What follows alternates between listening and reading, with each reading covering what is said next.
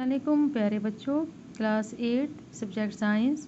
और आज का टॉपिक जो हमारा बच्चों, आज हम सेकंड चैप्टर में हमारा जो ये टॉपिक है नेचुरल गैस, हम उसी के बारे में पढ़ेंगे। तो नेचुरल गैस आपको पता ही है बच्चों किसे कहते हैं? कुदरती गैस जो हम ज़मीन से हासिल करते हैं। तो natural gas is a very important fossil fuel because it is easy to transport through pipes. तो नेचुरल गैस जो है बच्चों, ये एक अहम फॉसिल फ्यूल है। इसको हम आसानी से पाइप्स के ज़रिए ट्रांसपोर्ट कर सकते हैं। तो फॉसिल फ्यूल तो इस चैप्टर में हमने पढ़ा इसके बारे में। फॉसिल फ्यूल किसे कहते हैं? ज़मीन में दबा हुआ ईंधन, यानी कि वो ईंधन जो ज़मीन में दबा हुआ होता है, बाद में उसे ज़मीन से निकाला जाता है और अलग अलग कामों में इसका इस्तेमाल किया जाता है। जैसे हम घरों में ऐसे ईंधन के तौर पे इस्तेमाल करते हैं, खाना बनाने के लिए इस्तेमाल करते हैं, इंडस्ट्रीज़ में, फैक्ट्रीज़ वगैरह में इनका इस्तेमाल किया जाता है। तो ये बहुत आसानी से हम इन्हें पाइपों के ज़रिए एक जगह से दूसरी जगह ले जा सकते हैं। Natural gas is stored under high pressure as compressed natural gas. तो ये जो नेचुरल गैस जो है, ये जो है स्टोर्ड कहाँ पर होता है? जमा होता है अंडर हाई प्रेशर, बहुत ज़्यादा जहाँ पर दबाव होता है वहाँ पर ये स्टोर होता है एज कंप्रेस्ड नेचुरल गैस। किसकी शक्ल में? कंप्रेस्ड नेचुरल गैस की शक्ल में, जिसको हम सीएनजी कहते हैं। तो बच्चों सीएनजी यहाँ पर हमें दिया गया है। तो सीएनजी का जो फुल फॉर्म है वो है कंप्रेस्ड नेचुरल गैस। तो CNG is used for power generation. इस सीएनजी को किसके लिए इस्तेमाल किया जाता है? बिजली की पैदावार के लिए इसे इस्तेमाल किया जाता है, इससे बिजली पैदा की जाती है।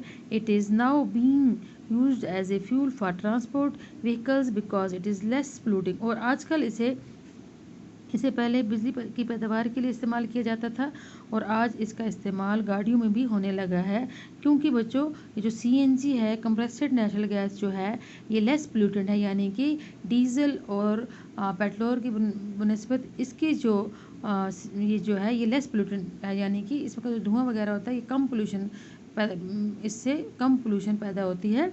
It is a cleaner fuel, इसीलिए सीएनजी को क्लीनर फ्यूल कहा जाता है, यानी कि एक साफ ईंधन कहा जाता है।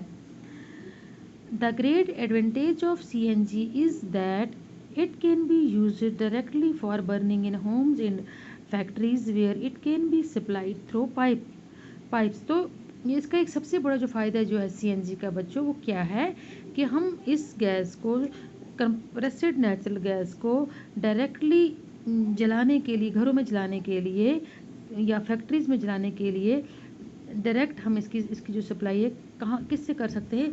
डायरेक्टली पाइपों से कर सकते हैं। जैसे कि हम ये जो एलपीजी गैस जो है, लिक्विड पेट्रोलियम गैस, जो हम घरों में सिलेंडर जो हमारे घरों में आते हैं, तो सिलेंडरों में हम सिलेंडर हमें लाने पड़ते हैं, हम उनका इस्तेमाल करते हैं। लेकिन सीएनजी को हम डायरेक्टली पाइपों के ज़रिए जो है अपने घरों तक ला सकते हैं और इसे ईंधन के तौर पे इस्तेमाल कर सकते हैं। Such a network of pipelines exist in Vadodara, Gujarat, some parts of Delhi and other places. तो पाइपलाइंस का जो ये नेटवर्क जो है बच्चों, पाइपों के ज़रिए, यानी कि इस गैस को जो लाया जाता है, ये अभी फ़िलहाल जो है कहाँ पर ये मौजूद है, कहाँ पर इसका पाइपों के ज़रिए इसे लाया जा रहा है? फ़िलहाल वडोदरा गुजरात में और दिल्ली के कुछ हिस्सों में, और भी कई जगहों पर बड़ी बड़ी जो सिटीज़ हैं वहाँ पर ये जो नेचुरल गैस जो है, सीएनजी जो है, पाइपों के ज़रिए घरों तक पहुँचाई जाती है और लोग पाइपों के ज़रिए आगे से इसका इस्तेमाल करते हैं।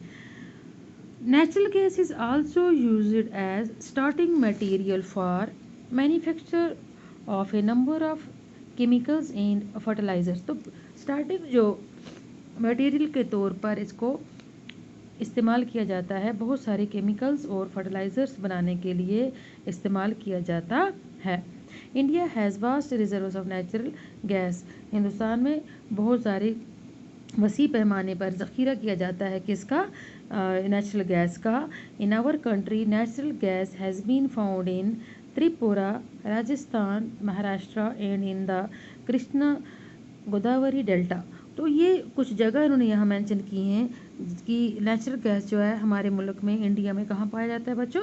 ये त्रिपुरा में पाया जाता है, राजस्थान में पाया जाता है, महाराष्ट्र में पाया जाता है और कृष्णा गोदावरी डेल्टा में पाया जाता है नेचुरल गैस।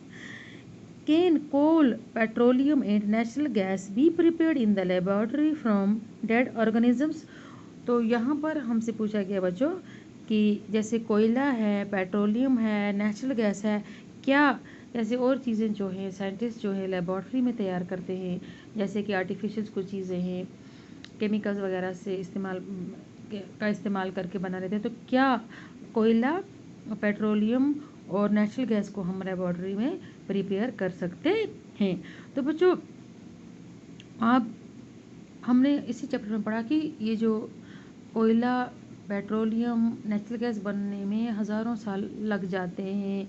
ये जो रिमेनिंग्स होती हैं किसकी, ये जो पौधों की या जानवरों की जो बकायात होती हैं जो रह जाती हैं, वो जब ज़मीन के अंदर दफन हो जाती हैं, ऊपर से उनके ऊपर मिट्टी, रेत वगैरह चढ़ती रहती है और फिर वहाँ टेम्परेचर और प्रेशर जो है ज़्यादा होता है ज़मीन के अंदर, और फिर हज़ारों सालों के बाद जाके कोयला, नेचुरल गैस और तेल जो है वो तैयार होता है। तो लेबॉर्ट्री में ये बहुत स्लो प्रोसेस होती है, बड़ा ही आहिस्ता आहिस्ता ये जो अमल होता है, तो इसमें जो है बहुत टाइम लगता है, तो लेबॉर्ट्री में हम इसको तैयार नहीं कर सकते। No, their formation is a very slow process. ये जो है बहुत स्लो, बहुत आहिस्ता से ये जो है अमल होता है।